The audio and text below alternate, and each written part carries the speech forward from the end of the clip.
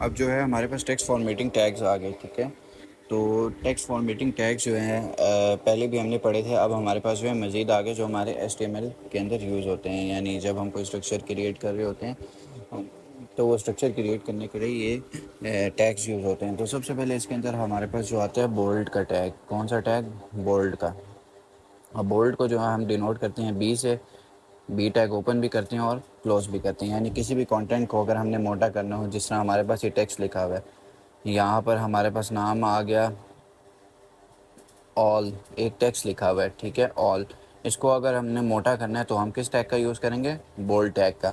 तो bold tag का बस इतना सही कॉन्सेप्ट है, यानी किसी टेक्स्ट को जो है आपने अगर मोटा करना हो तो आप बोल्ड टैग का यूज़ करते हैं, यानी मोटा करके लिखना हो। जिस तरह माइक्रोसॉफ्ट वर्ड में भी आप बोल्ड का यूज़ करते हैं, इसी तरह यहाँ पर बी टैग का यूज़ करके आप किसी टेक्स्ट को जो है यहाँ पर बोल्ड कर सकते हैं। दूसरा जो है, अब हमारे पास जो है एक और टैग आ गया जिसका नाम है अंडरलाइन। अंडरलाइन के वर्ड से आपको पता लग गया होगा कि किसी चीज़ को अंडरलाइन करना, यानी किसी लफ्ज़ के नीचे जो है कोई डैश होती है। तो अंडरलाइन जब भी किसी टैग को जो है हमने करना है तो उसके लिए हम किस टैग का यूज़ करते हैं? हम उसके लिए करते हैं यू टैग का यूज़। यू टैग ओपन भी करते हैं और क्लोज भी करते हैं। तो हम प्रोग्राम में किस तरह यूज़ करेंगे? यू टैग यूँ ओपन किया, यहाँ पर हमारे पास टेक्स्ट है ऑल, तो यहाँ पर हमने क्लोज कर दिया। अब ये इसकी आउटपुट कुछ यूँ आएगी, जब इसका टेक्स्ट आएगा तो इसके नीचे आपको यूँ करके लाइन दिखेगी। इसका क्या मतलब है कि ये अंडरलाइन है, ठीक है। तो अंडरलाइन यूँ होता है, यानी अंडरलाइन जब भी आपने किसी टेक्स्ट को करना होगा तो आप यू टैग का जो है यूज़ करेंगे। इसके बाद जो है तीसरी चीज़ हमारे पास आ जाती है इटैलिक, ठीक है, इटैलिक। अब इटैलिक करने के लिए जो है किसी भी टेक्स्ट को जो है, यानी इटैलिक स्टाइल में, इटालियन स्टाइल में करने के लिए हम किस टैग का यूज़ करते हैं? आई टैग का। आई टैग को ओपन भी करते हैं, आई टैग को हम क्लोज भी करते हैं, ठीक है। तो यहाँ पर अगर हमने किसी टेक्स्ट को इटैलिक करना है, जिस तरह हमारे पास ऑल है, तो यहाँ पर हमने आई टैग से ओपन किया, इसके अंदर टेक्स्ट लिखा ऑल, और आई टैग से अब हम क्या कर देंगे? क्लोज। तो ये टेक्स्ट हमारा इटैलिक स्टाइल में जो है लिखा जाएगा, ठीक है। तो इसके बाद जो है अब हमारे पास आ गया स्ट्राइक। अब हमारे पास जो है टैग आ गया स्ट्राइक आउट, यानी स्ट्राइक आउट, ठीक है। तो स्ट्राइक आउट का मतलब क्या है?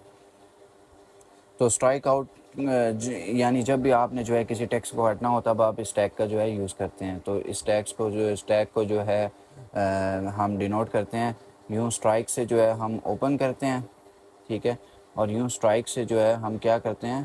क्लोज कर लेते हैं, ठीक है।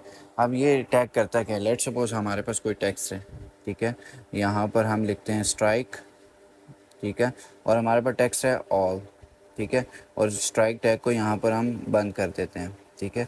तो हमारे पास इस टेक्स्ट की जो आउटपुट आएगी वो कुछ यूँ करके आएगी। जब ये टेक्स्ट आउटपुट हमें डिस्प्ले होगी तो ये टेक्स्ट ऊपर से यूँ करके कटा हुआ होगा।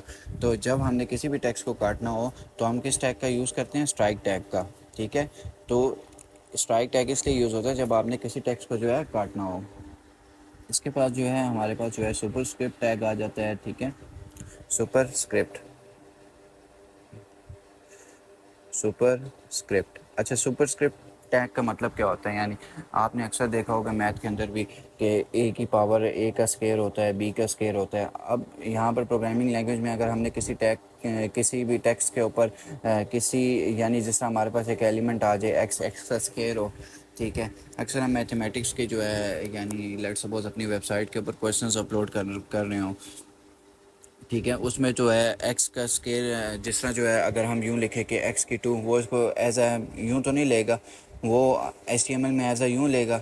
अगर आपने जो है उसको जो है यहाँ पर एज आ पावर के तौर पर लेना है तो उसके लिए आप सुपर स्क्रिप्ट टैग का यूज़ करते हो। तो सुपर स्क्रिप्ट टैग को डिनोट कैसे करते हैं? SUP से, ठीक है, ओपन भी करते हैं और क्लोज भी करते हैं। तो अगर आपने जो है किसी टेक्स्ट को जो है पावर में लाना हो तो आप यूँ करते हैं, जिस तरह एक्स की पावर में जो है हमने स्केल लाना है तो SUP यहाँ पर ओपन किया और 2 लिखा और यहाँ पर SUP क्लोज कर दिया। अब आपके पास आउटपुट क्या आएगी? एक्स का स्केयर। अगर आप सुपर स्क्रिप्ट टैग ना यूज़ करते तो आपके पास कुछ यूँ आउटपुट आती यूँ, ठीक है। ये तो एक्स का स्केल नहीं मानी जाती, ये एक्स और 2 ये दोनों अलग अलग चीज़ें लग रही हैं। तो इसलिए जब भी आपने किसी की पावर का स्केल लाना हो तो आप सुपर स्क्रिप्ट टैग का जो है यहाँ पर यूज़ करते हैं, ठीक है। तो अब जो है हमारे पास यहाँ पर इसके बाद एक और टैग आ जाता है, ठीक है, जिसका नाम है हमारे पास सबस्क्रिप्ट। क्या नाम है? जिसका नाम है हमारे पास सबस्क्रिप्ट, ठीक है। अब सबस्क्रिप्ट टैग का जो है आप किस तरह यूज़ करते हैं? ठीक है। सबस्क्रिप्ट टैग को जो है आप डिनोट करते हैं SUB से, ओपन भी करते हैं। इसके अंदर जो है कोई आपने टेक्स्ट लिखना हो और SUB से जो है आप इस टैग को जो है क्लोज भी जो है आप कर देते हैं। लेट्स सपोज अगर आपने जो है यहाँ पर किसी लेटर या कोई भी जो है आपके पास जो है अल्फ़ाबेट है या कोई भी जो है आपके पास जो है XYZ है, इसके नीचे जो है अगर आपने पावर दिखानी हो, ठीक है, तो यहाँ पर सबस्क्रिप्ट टैग का यूज़ करते हैं। तो आप इसको यूज़ किस तरह करेंगे, तो यहाँ पर जो है आप लिखेंगे X, ठीक है, यहाँ पर सब डालेंगे, ठीक है, और यहाँ पर आपने 5 लिखा और यहाँ पर सब टैग को जो है आप यहाँ पर क्लोज़ कर देंगे। तो यहाँ पर आपके पास आउटपुट कुछ यूँ आएगी, X के नीचे 5, यानी जब भी आपने पावर दिखानी हो तो आप सबस्क्रिप्ट टैग का यूज़ करते हैं। जब भी आपने पावर नीचे दिखानी हो सबस्क्रिप्ट टैग का यूज़ करते हैं, और जब भी आपने जो है पावर ऊपर दिखानी हो तो आप सुपरस्क्रिप्ट टैग का जो है आप यहाँ पर यूज़ करते हैं। तो ये सबस्क्रिप्ट और सुपरस्क्रिप्ट में डिफरेंस है कि जब आपने पावर ऊपर दिखानी हो तो सुपरस्क्रिप्ट टैग का यूज़ करते हैं, जब पावर नीचे दिखानी हो तो आप सबस्क्रिप्ट टैग का जो है आप यहाँ पर यूज़ करते हैं। तो ये थे आपके कुछ टेक्स्ट फॉर्मेटिंग टैग जो आगे जो है आपके HTML में यूज़ होंगे। अब यहाँ पर जो है हमारे पास कुछ रिमेनिंग टैग्स आ जाएंगे टेक्स्ट फॉर्मेटिंग टैग्स के, ठीक है, जिसमें जो है सबसे पहले हमारे पास आ जाएगा सेंटर टैग। कौन सा? सेंटर टैग, ठीक है। अब सेंटर टैग क्या करता है? सेंटर टैग का कॉन्सेप्ट कुछ यूँ है, जब भी आपने किसी टेक्स्ट को सेंटर पे लाना हो आप सेंटर टैग का यूज़ करते हैं, यानी दरमियान में किसी टेक्स्ट को लाना हो तो आप इस टेक्स्ट को डिनोट के सेंटर टैग को जो है आप ओपन करते हैं, ठीक है, और उसके बाद जो है आप क्या करते हैं, सेंटर टैग को जो है आप क्लोज़ कर देते हैं, ठीक है, यूँ करके। तो फिर यहाँ पर अगर आपने इसके अंदर जो है कुछ टेक्स्ट लिखना हो तो यहाँ पर जो है आप लिख देते हैं दिस इज़ माई, ठीक है। अगर ये टेक्स्ट आपने लिखा तो ये टेक्स्ट आपका कहाँ पर आ जाएगा, ये टेक्स्ट आपका सेंटर में आ जाएगा। तो सेंटर टैग आप इसलिए यूज़ करते हैं कि जब आपने जो है किसी टेक्स्ट को सेंटर में लाना हो तो आप सेंटर टैग का जो है यहाँ पर यूज़ करते हैं, ठीक है। उसके बाद जो है हमारे पास यहाँ पर एक टैग आ गया फ़ॉन्ट साइज़ का, ठीक है, फ़ॉन्ट साइज़ का टैग, फ़ॉन्ट साइज़। अब फ़ॉन्ट साइज़ से आपको पता लग रहा है कि लेट्स सपोज़ आपके पास कोई फ़ॉन्ट है, यानी ये टेक्स्ट लिखा हुआ है, इस टेक्स्ट को जो है अगर आपने जो है बड़ा करना हो तो आप किसका यूज़ करते हैं, आप फ़ॉन्ट साइज़ का यूज़ करते हैं। आप क्या इसका टैग कुछ यूँ है, फ़ॉन्ट साइज़ के टैग को ओपन करते हैं और फ़ॉन्ट साइज़ के टैग को जो है आप क्या कर देते हैं, क्लोज़, ठीक है।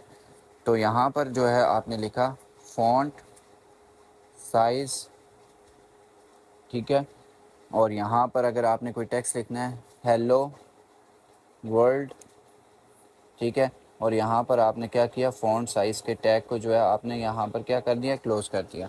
तो यहाँ पर क्या होगा, हेलो वर्ल्ड जो है, लेट्स सॉरी मैं एक चीज़ देना भूल गया कि यहाँ पर आप फ़ॉन्ट साइज़ भी डिफ़ाइन करते हैं कि आपने जो है फ़ॉन्ट साइज़ कितना देना है, ठीक है। तो यहाँ पर मैं डिफ़ाइन करना भूल गया। तो फ़ॉन्ट साइज़ आप जब भी लिखते हैं तो फ़ॉन्ट साइज़ आप डिफ़ाइन करते हैं, 3 देना है, 5 देना है। लेट्स सपोज़ मैं कहता हूँ फ़ॉन्ट साइज़ 5 देना है, तो यहाँ पर हेलो वर्ल्ड की हेडिंग जो है मज़ीद बड़ी होगी, यानी इस हेडिंग जो हेलो वर्ल्ड है इसका साइज़ जो है मज़ीद बड़ा हो जाएगा। यानी जब भी आपने किसी भी टेक्स्ट के साइज़ को बड़ा करना हो आप किसका यूज़ करते हैं, फ़ॉन्ट साइज़ का। आप यहाँ पर कोई भी साइज़ दे सकते हैं, 5, 10, 15, 20, आपकी अपनी मर्ज़ी। आप किसी भी टेक्स्ट को जितना बड़ा करना चाहते हैं या किसी भी टेक्स्ट को बड़ा करना चाहते हैं तो आप फ़ॉन्ट साइज़ का यूज़ करेंगे। इसके बाद अब हमारे पास एक और कॉन्सेप्ट आ जाते हैं फ़ॉन्ट कलर, ठीक है। तो फ़ॉन्ट कलर को जो है हम डिनोट करते हैं, इसके कुछ टैग्स हैं हमारे पास, फ़ॉन्ट कलर, और यहाँ पर जो है फ़ॉन्ट कलर के टैग से जो है अब हम यहाँ पर इसे क्या कर देते हैं, क्लोज़ कर देते हैं। यानी अब फ़ॉन्ट साइज़ में हमने क्या किया था, किसी भी टेक्स्ट के साइज़ को जो है अब हमने बड़ा किया था। अब यहाँ पर अगर हमने किसी टेक्स्ट को कलर देना हो तो हम किसका यूज़ करेंगे, तो अब हम यहाँ पर यूज़ करेंगे फ़ॉन्ट कलर का, ठीक है। तो यहाँ पर फ़ॉन्ट कलर के टैग को हमने ओपन किया, ठीक है, फ़ॉन्ट कलर, ठीक है। अब यहाँ पर हमने देना है रेड कलर, लेट्स सपोज़, ठीक है, रेड कलर जो है हमने यहाँ पर दे दिया, ठीक है। और दरमियान में हम टेक्स्ट लिखेंगे, किस टेक्स्ट को जो है हमने रेड कलर देना है। लेट्स सपोज हमने यहाँ पर टेक्स्ट लिख दिया लैपटॉप, ठीक है, और यहाँ पर हमने क्या किया, फ़ॉन्ट कलर के टैग को जो है हमने यहाँ पर क्लोज़ कर दिया। अब यहाँ पर लैपटॉप जो है हमारा रेड कलर का हो जाएगा। आप यहाँ पर फ़ॉन्ट कलर के अंदर कोई भी कलर दे सकते हैं, yellow, green, blue, white, it's up to you. आप जो भी जो है आप यहाँ पर कलर दें। तो यहाँ पर जिस तरह फ़ॉन्ट साइज़ और फ़ॉन्ट कलर में डिफरेंस क्या है, फ़ॉन्ट साइज़ में आप क्या करते हैं, किसी भी टेक्स्ट के साइज़ को आपने बढ़ाना हो फ़ॉन्ट साइज़ का यूज़ करते हैं, और फ़ॉन्ट कलर के अंदर आप क्या करते हैं, किसी भी टेक्स्ट के कलर को आपने चेंज करना हो तो आप यहाँ पर फ़ॉन्ट कलर का यूज़ करते हैं। कलर आप अपनी मर्ज़ी का जो भी देना चाहें दे सकते हैं। जिस तरह यहाँ पर लैपटॉप को कलर हमने रेड दिया तो यहाँ पर लैपटॉप का कलर हमारे पास रेड हो जाएगा। ठीक है। अब यहाँ पर जो है एक और चीज़ हमारे पास आ जाएगी जिसका नाम है फ़ॉन्ट फेस। ठीक है। और फ़ॉन्ट फेस, ठीक है, फ़ॉन्ट फेस के लिए हम यूज़ क्या करते हैं, फ़ॉन्ट फेस के लिए जो है हम यहाँ पर जो है फ़ॉन्ट फेस के टैग को जो है हम यहाँ पर ओपन करते हैं। ठीक है। और यहाँ पर जो है हम क्लोज़ करते हैं फ़ॉन्ट फेस के टैग को। ठीक है। Font face. ठीक है। तो यहाँ पर जो है हमने फ़ॉन्ट फेस के टैग को ओपन किया। ठीक है।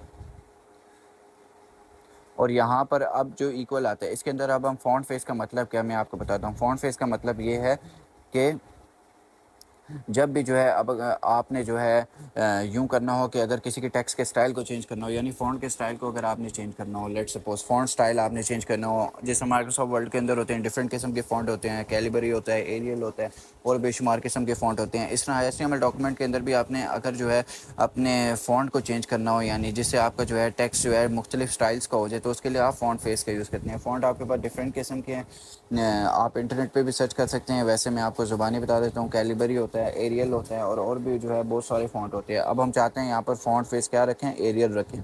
ठीक है। तो यहाँ पर हमने एरियल रखा फ़ॉन्ट फेस। ठीक है। और यहाँ पर जो है हमने टैग बंद कर दिया। किस टैग का फ़ॉन्ट फेस हमने एरियल रखा, यहाँ पर जो है टेक्स्ट हमारे पास लेट्स सपोज आ गया फॉर मीटिंग। ठीक है। और यहाँ पर हमने क्या किया, फ़ॉन्ट फेस के टैग को जो है हमने यहाँ पर क्या कर दिया, क्लोज़ कर दिया। ठीक है। तो यहाँ पर अब फॉर्मेटिंग का फ़ॉन्ट स्टाइल क्या हो जाएगा, एरियल। यानी जब भी आपने फ़ॉन्ट के स्टाइल को चेंज करना हो, यानी टेक्स्ट के स्टाइल को, तो आप एरियल का यूज़ करेंगे। फ़ॉन्ट साइज़ में क्या है, font size, font colour, font face में क्या डिफरेंस है। फ़ॉन्ट साइज़ में होता ये था कि जब भी जो है आपने किसी टेक्स्ट के साइज़ को बढ़ाना हो, फ़ॉन्ट साइज़ का यूज़ करते हैं। फ़ॉन्ट कलर में क्या होता है, जब भी आपने किसी टेक्स्ट के कलर को चेंज करना हो, आप फ़ॉन्ट कलर का यूज़ करते हैं। और फ़ॉन्ट फेस में क्या होता है, जब भी आपने जो है किसी फ़ॉन्ट के स्टाइल को चेंज करना हो, यानी किसी टेक्स्ट के स्टाइल को चेंज करना हो, तो आप फ़ॉन्ट फेस का यूज़ करते हैं। फ़ॉन्ट फेस डिफरेंट किस्म के होते हैं, जिस तरह माइक्रोसॉफ्ट वर्ड में भी होते हैं, आप इंटरनेट से भी देख सकते हैं। कैलिबरी होता है, एरियल होता है और भी बहुत सारे फ़ॉन्ट फेस होते हैं। आप अपनी मर्ज़ी का चाहे फ़ॉन्ट फेस यहाँ पर दे सकते हैं। अब यहाँ पर इस टेक्स्ट का जो है फ़ॉन्ट फेस यहाँ पर हमारे पास चेंज हो जाएगा, यानी फ़ॉन्ट स्टाइल हमारे पास चेंज हो जाएगा। ठीक है। तो ये थे हमारे पास कुछ टेक्स्ट फॉर्मेटिंग टैग्स। ठीक है। उम्मीद है आपको ये कॉन्सेप्ट समझ आया होगा।